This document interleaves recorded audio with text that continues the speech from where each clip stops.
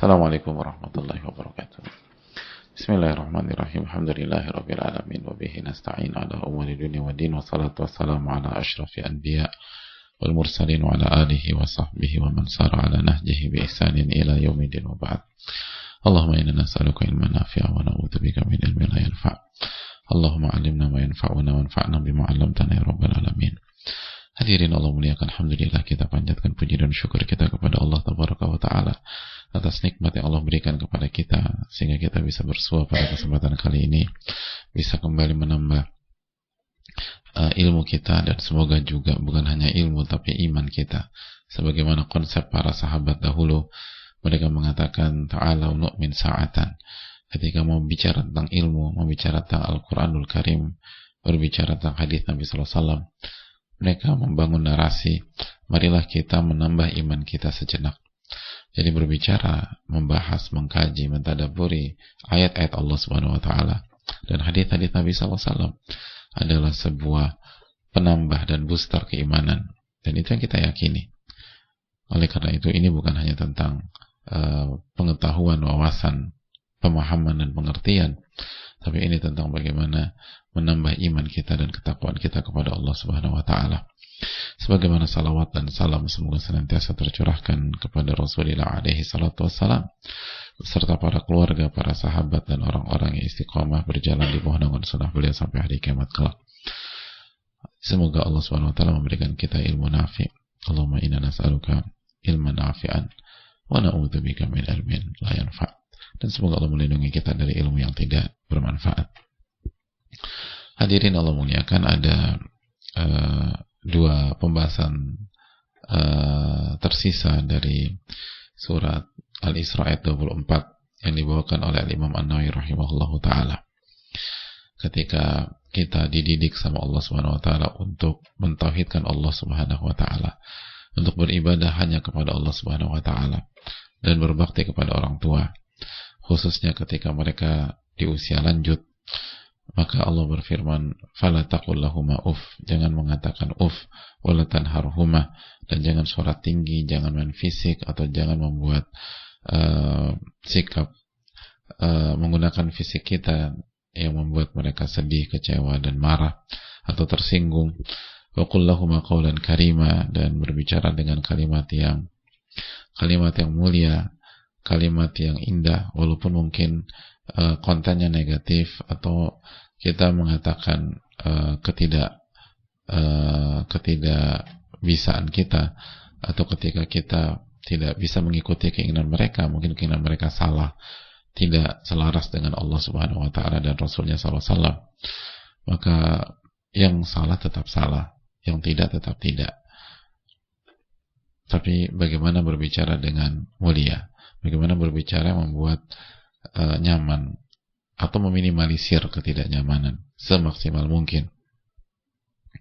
Tetap tegas, yang hak itu hak, yang batil itu batil, yang benar itu benar, yang salah itu salah. Dan kita dilarang mengikuti kesalahan walaupun disampaikan oleh orang terdekat atau orang tua kita. Tapi bagaimana menyampaikan itu dengan baik dan dengan lemah lembut dan tetap memuliakan mereka. Lalu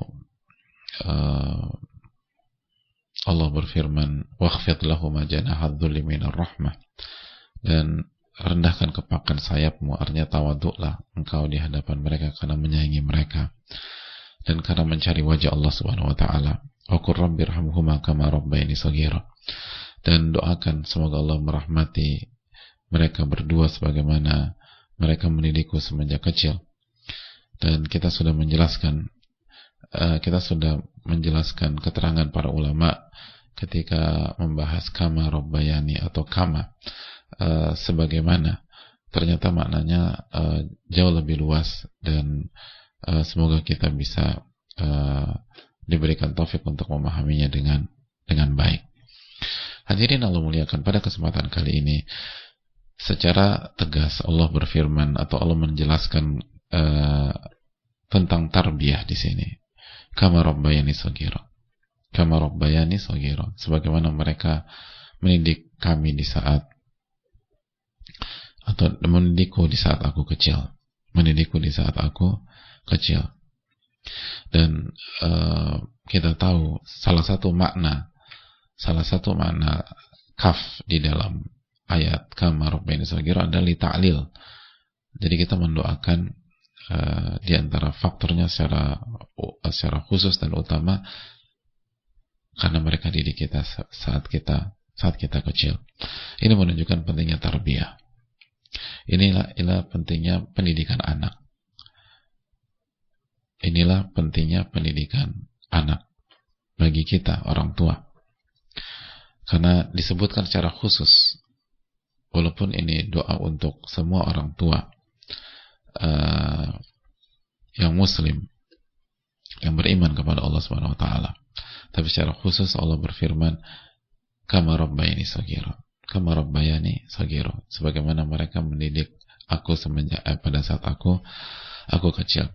Dan kemarin kita sebutkan sekilas, sekarang kita tekankan bahwa ulama mengatakan bahwa semakin baik orang tua mendidik anak, maka semakin besar hak orang tua dan semakin besar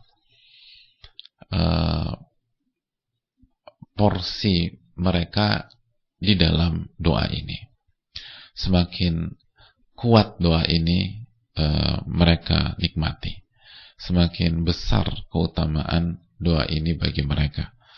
Kata sebagian para ulama seperti As-Sa'di rahimahullahu ta'ala dalam tafsirnya, kata beliau, wa fuhima min hadha annahu kullama isdadatil tarbiyatu isdadal haqqu. Kita bisa pahami dari ayat ini, atau dipahami dari ayat ini, setiap tarbiyah itu bertambah kualitasnya, setiap tarbiyah itu semakin baik, setiap tarbiyah itu semakin berkualitas, maka semakin bertambah hak orang tua atas anaknya, dan semakin besar pahala buat orang tua, dan semakin besar rahmat Allah kepada orang tua, semakin besar kasih sayang Allah kepada orang tua tersebut, semakin besar diijabahnya doa itu untuk mereka. Itu kaidah. Jadi semakin orang tua itu, atau semakin besar tarbiyah orang tua kepada anak, maka semakin besar kasih sayang Allah dan tarbiyah Allah kepada orang tua. Semakin besar tarbiyah orang tua ke anak, maka semakin besar porsi ijabah doa ini kepada orang tua. Itu kaidah. Jadi orang tua akan semakin besar mendapatkan pahalanya semakin besar, keberkahannya semakin besar, kasih sayang Allah semakin besar, rahmat Allah semakin besar. Dan bukan hanya rahmat di dunia, tapi kasih sayang dan rahmat Allah di dunia dan di dalam kubur dan pada saat kita dibangkitkan pada hari kiamat kelak. Itu poin. Dan ini menunjukkan keutamaan memiliki anak dan mendidik anak. Keutamaan memiliki anak dan mendidik anak. Karena semakin besar kita mendidik, maka semakin besar kasih sayang Allah kepada kita. Kenapa demikian? Al-jaza min jinsil amal. Balasan itu tergantung jenis perbuatan. Al-ajru ala qadril masyaqqah. Pahala itu tergantung beratnya sebuah ujian. Inna idhamil jaza' ma idhamil bala, kata Nabi SAW. Sesungguhnya besarnya pahala itu sesuai dengan besarnya ujian. Didik anak itu susahnya minta ampun, hadirin. Didik anak itu capeknya luar biasa. Didik anak itu energinya luar biasa. Kita harus berkorban banyak hal. Bahkan banyak orang tua, khususnya ibu, itu resign dari kantornya khusus untuk anaknya. Mungkinkah rewardnya sama dengan orang tua yang nggak mendidik? Mungkinkah ganjarannya sama dengan orang tua yang nggak mendidik? Nggak mungkin sama. Bukankah Allah ahkamul hakimin? Bukankah Allah pemutus yang paling bijak? Kalau sama, orang akan mengatakan ini nggak fair, ini nggak bijak nih. Mungkin ke orang tua yang totalitas, yang apa, begitu selesai kantor langsung pulang ke rumah, di saat teman-teman kantornya pada main ke sana main ke sini, dia pulang. Salah satunya untuk memenuhi hak anaknya agar bisa bicara dengan anak, agar bisa ngobrol dengan anak. Dan ketika pulang di saat sebagian temannya sibuk dengan gadgetnya, tapi dia letakkan gadgetnya, dia ajak bicara anaknya, dia main sama anaknya, dia menjadi pendengar yang setia buat anaknya. Mungkinkah sama, hadirin, dengan teman-temannya itu tadi yang nggak langsung pulang ke rumah, atau yang kalau ke rumah hanya megang gadget, hanya main di laptop, dan habis makan tidur, yang penting anak-anak cuma disapa, kadang-kadang nggak disapa juga, dan kadang-kadang seminggu itu cuma 1-2 kali ketemu anak, walaupun satu atap satu rumah, karena sibuknya luar biasa. Hadirin sekalian, nggak mungkin sama, beda. Mungkin nggak sama antara ibu yang memutuskan untuk mundur dengan yang tidak, nggak mungkin sama. Nggak mungkin sama. Walaupun insya Allah dua-duanya dapat. Tapi apakah sama dengan antara orang yang berkorban? Tidak.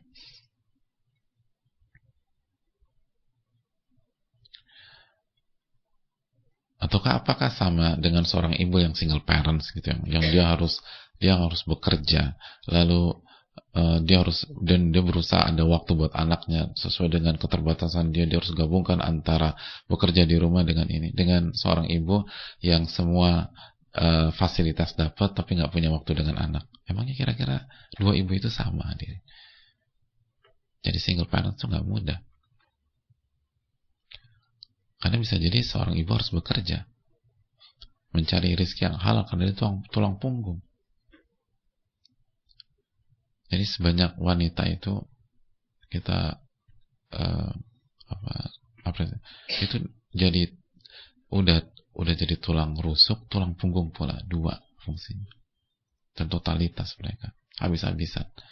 Lalu di waktu yang sama dia harus bicara sama anaknya, dia harus punya waktu ngobrol sama anaknya, dia harus kasih value buat anaknya, dia harus sakit-sakitan, capek, letih, lelah. Emangnya sama dengan seorang ibu misalnya semuanya ada tetapi waktunya sibuk dengan brunch, dengan lunch, dengan dinner, dengan ketemu orang, dengan apakah mungkin disamakan? Walaupun kita harus tetap hormati seluruh ibu, tapi mungkinkah sama? Enggak. Kullama izdada at-tarbiyatu izdada al-haqqu.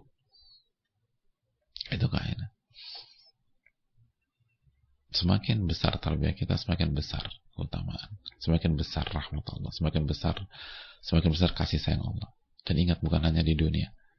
Makanya ini kabar gembira bagi orang tua yang totalitas mendidik anaknya, kabar gembira bagi seorang ibu yang totalitas mendidik anaknya. Dan karena mereka berkorban banyak, mereka berkorban waktu, tenaga, energi, pola pikir, mereka korbankan tubuh mereka korbankan karir mereka korbankan banyak yang mereka korbankan passion mereka korbankan ambisi mereka dalam dunia profesional. Pengorbanan banyak. Apakah sama antara orang yang berkorban dengan orang yang tidak berkorban?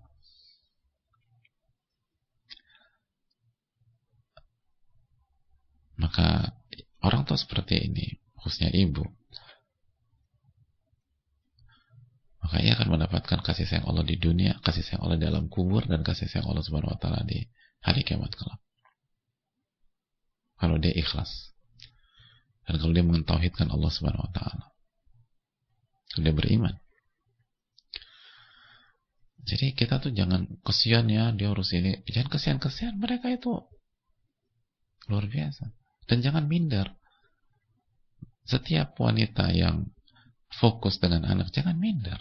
Walaupun mungkin status sosial kita atau kita nggak punya kedudukan dalam karir, tapi jangan minder. Ini reward luar biasa dari Allah Tabaraka wa Ta'ala. Ini keutamaan. Dan kita harus maksimalkan skill kita dalam mentarbiyah, skill kita dalam mendidik. Karena setiap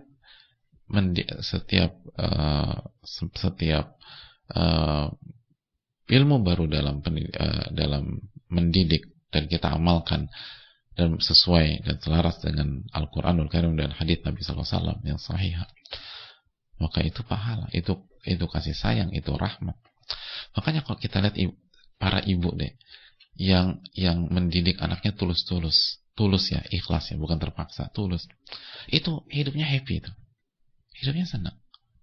Walaupun anaknya, ada yang anaknya 3, ada anaknya 5, ada yang anaknya 7, ada yang anaknya 9, bahkan ada anak yang belasan, khususnya generasi sebelum kita misalnya. Lihat hidup mereka, senang ya, seru gitu. Walaupun hidupnya ada dapur, ruang tamu, kamar, halaman gitu aja, apalagi kalau di desa atau di kampung. Tapi lihat hidupnya tuh fresh, hidupnya bahagia. Ya karena kasih sayang Allah tuh ke mereka. Seru gitu loh kan. Gitu. Kayak punya dunia sendiri gitu kan kalau ibu-ibu gitu kan gitu. Dan bahagia. Dan bukan bodoh, enggak. Seneng aja gitu loh. Enggak tertekan. Dan bandingkan dengan pihak lain yang menelantarkan anaknya, yang nggak nyentuh anaknya, tapi punya uang banyak, punya status sosial tinggi. Lihat hidupnya mereka. Bandingkan dua sosok itu. Artinya sekali lagi ini kan bukan sebatas bicara tentang masa depan. Ini musyahad, ini terlihat gitu loh. Ini kenyataan, lihat aja. Asal ikhlas. Adapun yang stres megang anak itu bukan karena mendidik, karena nggak ikhlas itu. Karena nggak ikhlas. Cuma ikhlas, tenang, seru, bahagia banget. Semakin repot semakin bahagia mereka itu. Dan sedih kalau nggak direpotin anak-anaknya. Sedih.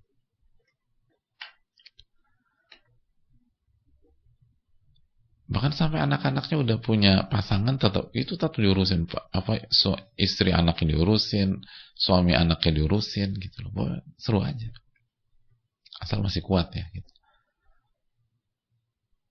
Nanti masak inilah, masak itulah, boh, masak segala macam. Yang hobi masak. Semua diurusin. Dan happy gitu, senang gitu. Dan begitu sebagian anak nggak ngerti perasaan sebagai orang tua, terus anaknya tuh menyiapkan ART buat ibunya agar ibunya bisa santai atau udah nggak perlu capek lagi karena selama ini udah capek, udah semua di cover. Pokoknya ibu tenang aja gitu, atau ibu belanja aja deh, atau ibu santai-santai aja, semua udah di cover. Yang terjadi di ibu tersebut apa? Happy, senang, stres. Kenapa? Nggak megang sapu lagi. Nggak masak lagi, nggak megang anak lagi gitu. Jadi hadirin sekalian, itu terbukti karena kasih sayang Allah tuh sesuai dengan tarbiyah.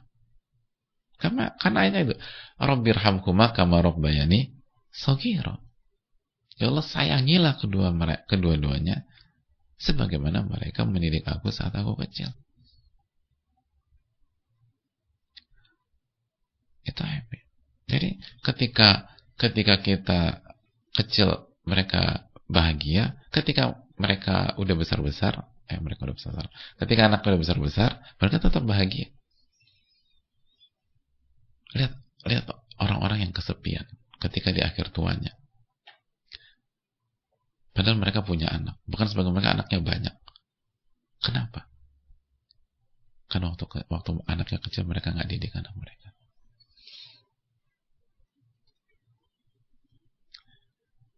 Maka hidup mereka kesepian. Dan kesepian di sini bukan hanya karena anak-anaknya lupa sama mereka sebagaimana mereka lupa sama anak-anak mereka pada saat anaknya kecil. Kesepian di sini bukan hanya sebatas karena anak-anaknya jarang bicara atau komunikasi Sebagaimana mereka jarang bicara dengan anak-anak mereka pada saat anak-anak mereka, bukan sebatas, tapi rahmat Allah tuh Allah nggak kasih secara utuh. Ada banyak orang sendirian tuh bahagia. Ada banyak orang sendirian bahagia. Walaupun nggak ada siapa-siapa.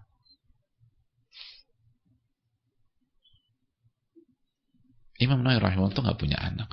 Imam Nawawi rahimahullah nggak punya anak. Bahagia hidup beliau. Jadi ini tentang rahmat Allah Subhanahu wa taala.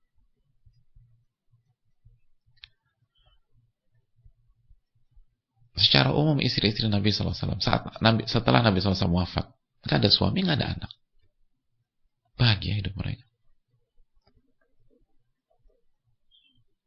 Dan mereka usia tua kan.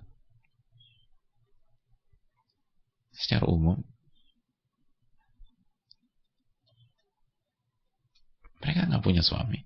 Hidup menjalani akhir hayat mereka atau fase terakhir mereka tanpa suami, tanpa anak. Bahagia. Kenapa? Dikasih rahmat sama Allah. Disayang sama Allah Subhanahu wa taala. Karena jadi istri yang baik. Jadi istri yang taat. Jadi hadirin yang semoga Allah muliakan. Kalau ingin rahmat Allah besar, maka didik anak-anak kita. Nanti Allah kasih rahmat. Di dunia, di alam kubur, di akhirat. Karena tarbiyah itu berkaitan dengan rahmat. Makanya kata sebagian para ulama, kita bacakan keterangan As-Sa'di rahimahullah. Wa kadzalika man tawalla tarbiyatal insan fi dinihi wa dunyahu tarbiyatan salihatan ghairal abawain fa inna lahu 'ala man rabbahu haqqut tarbiyah. Fa inna lahu 'ala man rabbahu haqqut tarbiyah. Dan begitu juga untuk setiap orang yang mengambil kebaikan atau mengambil peran mendidik manusia, mendidik agama mereka, mendidik dunia mereka, mendidik karakter mereka dengan tarbiyah yang baik, tarbiyah yang solehah. Dan sosok ini itu bukan orang tua kandung, bukan orang tua kandung. Misalnya guru mendidik murid, bukan orang tua kandung, guru mendidik murid. Senior mendidik junior, kakak kelas mendidik adik kelas, om tante mendidik keponakan.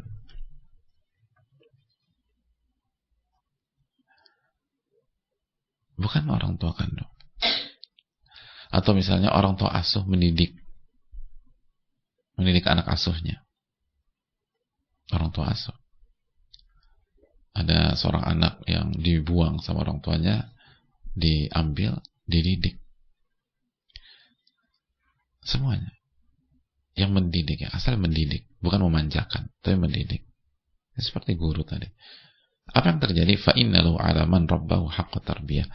Maka sosok seperti itu berhak mendapatkan hak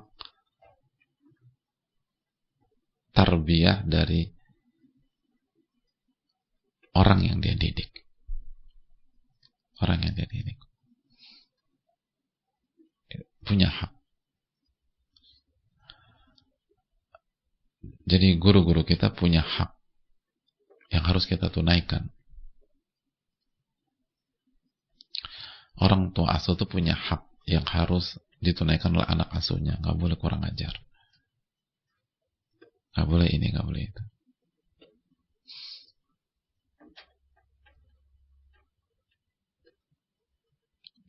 Asal dididik. Senior punya hak yang harus ditunaikan oleh junior. Asal seniornya mendidik junior itu. Mendidik. Gitu. Kakak kelas punya hak terhadap adik kelasnya. Asal selama ini kakak kelasnya itu ngedidik. Adapun kalau senior atau kakak kelas bosi, ya itu kasus beda lagi. Atau misalnya guru yang bukannya mendidik tapi menjahati muridnya, atau bahkan ada banyak kasus oknum sampai melecehkan dan seterusnya, maka itu otak yang berbeda. Tapi ini guru yang ngedidik gitu, yang sabar, yang seterusnya. Itu punya hak besar, karena hak mendidik, hak besar.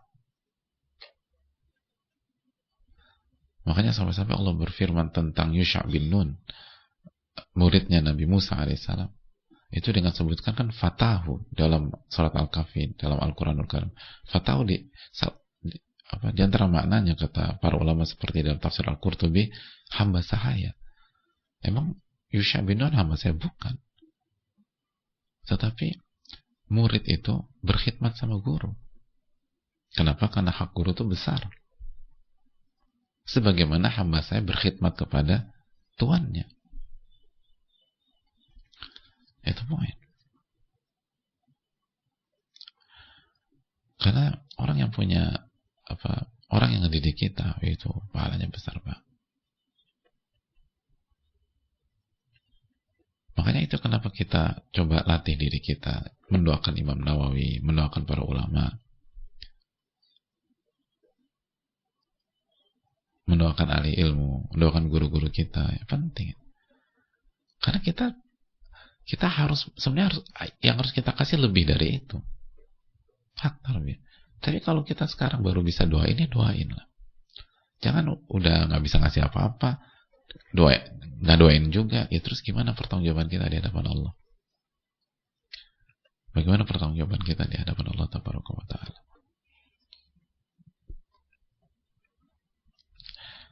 Jadi ini hal besar buat kita, lihat sekalian. Jadi pelajaran penting pada hari ini yang pertama, ayat ini atau doa ini harus menyadarkan pentingnya mentarbiyah anak-anak kita bagi para orang tua. Bagi para orang tua.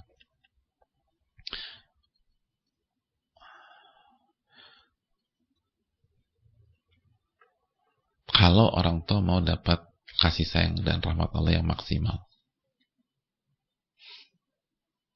Dan mentarbiyah, bukan hanya mensekolahkan. Karena banyak orang berpikir, udah dong, kan aku udah sekolahin. Sekolahin iya. Tapi tarbiyah juga iya. Dan banyak anak nggak mendapatkan tarbiyah di sekolahnya. Atau dididik karakter di sekolahnya. Maka itu tetap orang tua harus. Jangan merasa ketika sudah mensekolahkan berarti tanggung jawab lepas.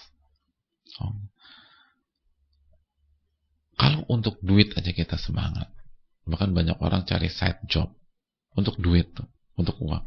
Kenapa untuk mendapatkan rahmat Allah kita malas-malasan? Kenapa untuk mendapatkan kasih sayang Allah kita malas-malasan? Dan enaknya kita diminta oleh Allah berhadapan dengan buah hati kita sendiri, anak kandung kita sendiri, darah daging kita sendiri. Kok ribetnya minta ampun? Kok perhitungannya luar biasa? Ini buah hati Anda. Anda nggak disuruh berhadapan dengan musuh Anda. Anda nggak disuruh berhadap dalam konteks ini ya. Di konteks Anda nggak disuruh berhadapan dengan orang benci sama Anda, ngebully Anda, haters Anda, enggak. Ini anak, tolong didik gitu. Ini buah hati Anda sendiri. Ini akan doain Anda. Dan semangat dia mendoakan Anda ketika dia sudah dewasa seringkali tentukan seberapa dalam tarbiyah Anda kepada dia. Anda yang butuh. Kita yang butuh rahmat Allah di saat kita hidup, di saat kita dalam kubur, dan di saat kita dibangkitkan. Kita butuh rahmat. Kalau kita lepas tanggung jawab, atau kita menghindar, atau kita nggak mau menghadapi buah, kita pakai bahasa menghadapi, atau mentarbiyah, artinya maksud saya mentarbiyah, menghadapi buah hati kita sendiri, darah daging kita sendiri, ya gimana ngadepin yang lain? Kalau kita nggak sabar menghadapi darah daging kita, buah hati kita, ya gimana sabar ngadepin pihak lain?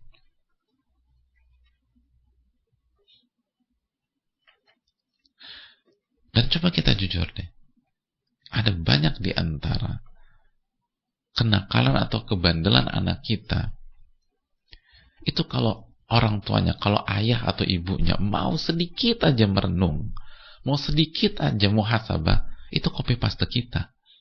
Kita tuh waktu kecil kayak begitu gitu. Bahkan seringkali anak-anak kita jauh lebih mending daripada kita dulu waktu kecil. Ada banyak kasus demikian. Anak gue nih begini-begini. Bukannya itu lo ya dulu ya. Gitu. Dan apa masih mending lo. Kamu dulu lebih parah dari itu.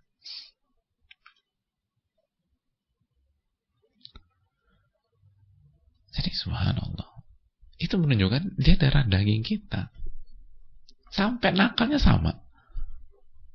Padahal orang tuanya nggak pernah ngajarin. Emang kita ngajarin, nak gini loh, nak papa tuh waktu SMA tuh begini. Ya kamu minimum sama lah kayak papa. Emang ngajarin gitu? Enggak kan? Kamu harus jadi anak yang soleh, kamu harus begini.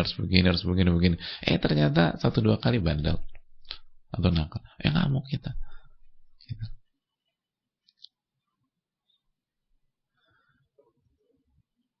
Terus nggak sabar. Jadi nggak boleh marah, Ustaz. Marah bagus, tapi marah mendidik. Bukan marah emosi, bukan marah nafsu, tapi marah perhitungan. Jadi hadirin, didiklah. Kalau mau dapat rahmat yang besar, kalau mau mendapatkan kasih sayang Allah Subhanahu Wa Taala, ingat kasih sayang Allah di dunia, di alam kubur dan di hari kiamat nanti. Baik, kita butuh rahmat Allah. Jadi layak untuk diperjuangkan lah dia. Itu makna khusus buat para orang tua, makna umumnya bagi semua pendidik. Bagi semua pendidik. Khususnya para guru. Karena mereka yang berada di garda terdepan dalam mendidik masyarakat di sosial kita. Dan lain-lain. Ketika seseorang mendidik, walaupun dia bukan orang tua, dia punya hak tarbiyah. Dia punya hak besar bagi yang harus ditunaikan oleh murid-muridnya atau juniornya atau adik kelasnya atau pihak-pihak yang mereka didik. Dan insya Allah ya, kalau kita benar-benar didik secara tulus, secara umum itu akan dapat secara otomatis gitu loh. Karena kita tahu bahwa secara umum bahwa manusia itu kalau didik akan baik, kecuali kasus anomali. Seperti misalnya anaknya Nabi Nuh, ya tapi berapa yang seperti itu?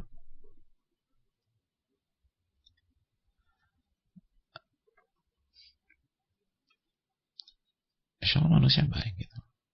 Dan buat kita yang dididik, kita harus tahu hak pendidik kita.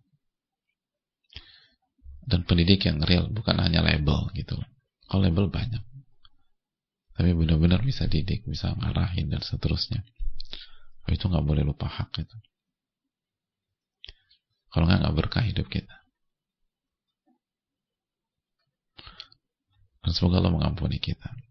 Dan doakan, karena konteks ini khususnya doakan. Ya bisa, aku nggak bisa ngapa-ngapain. Oke, kan bisa doa.